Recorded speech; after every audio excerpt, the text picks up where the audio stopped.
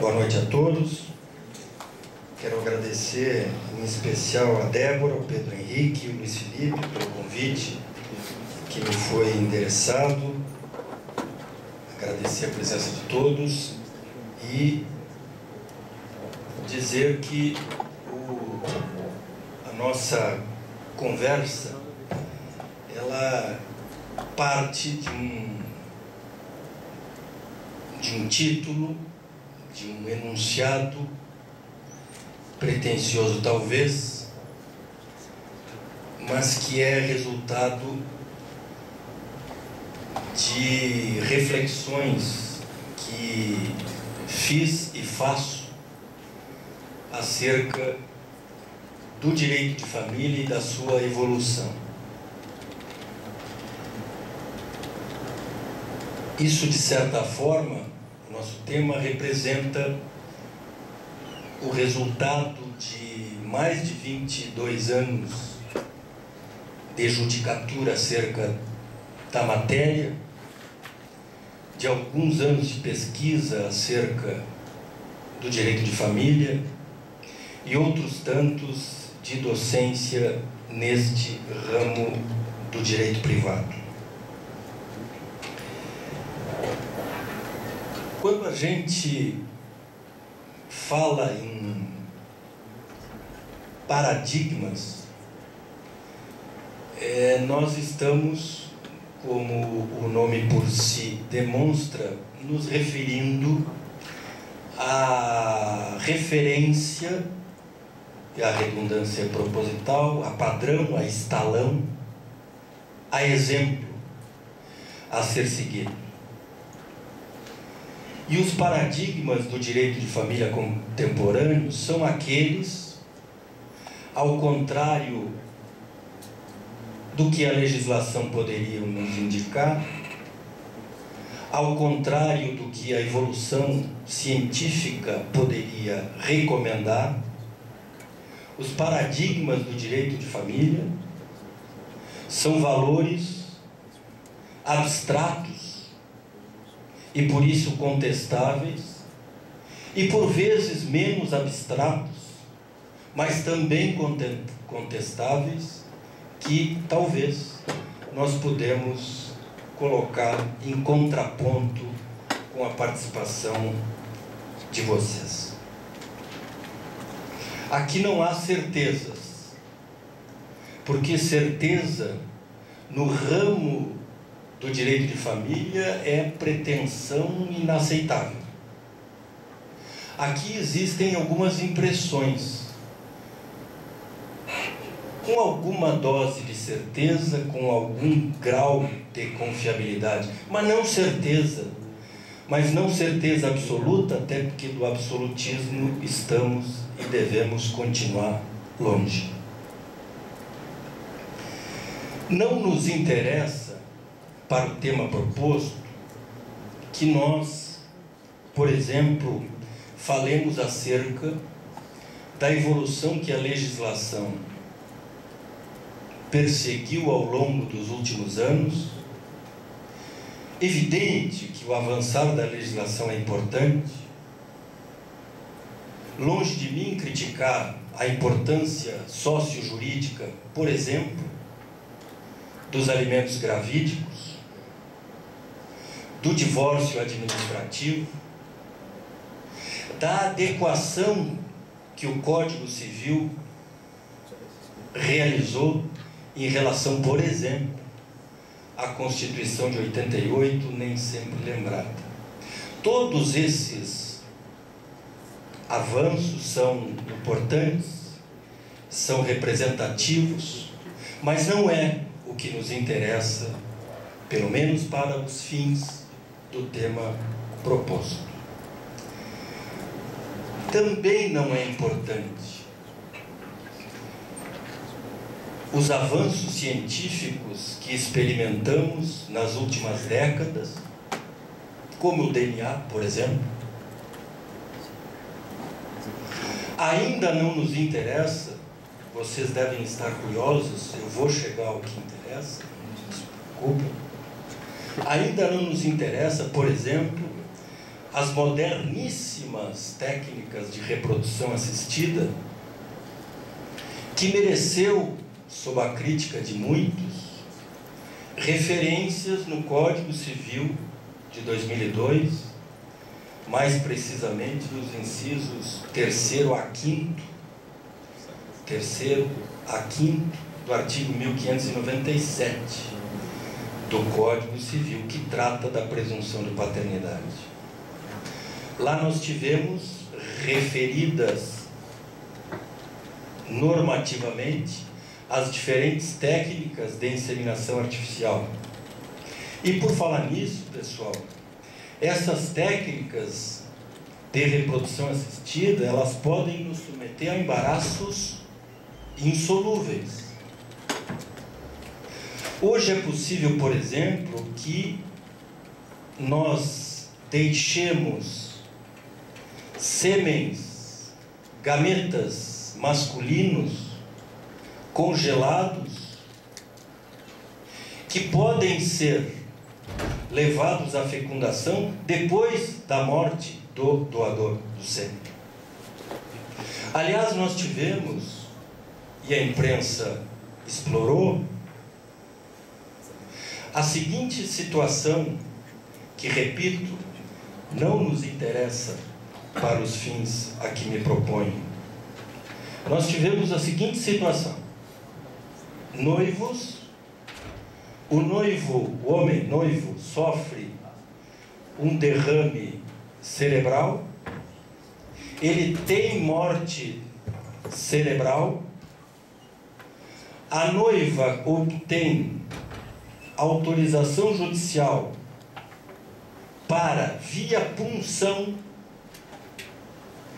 extrair o sêmen do noivo em morte cerebral. E depois de obtido o sêmen, ela quer a autorização dos herdeiros do noivo falecido para colocar o sêmen em fecundação. Seria possível que nós, intérpretes do direito, autorizássemos que fosse levado à fecundação o sêmen de um homem falecido, de alguém que em vida não manifestou o propósito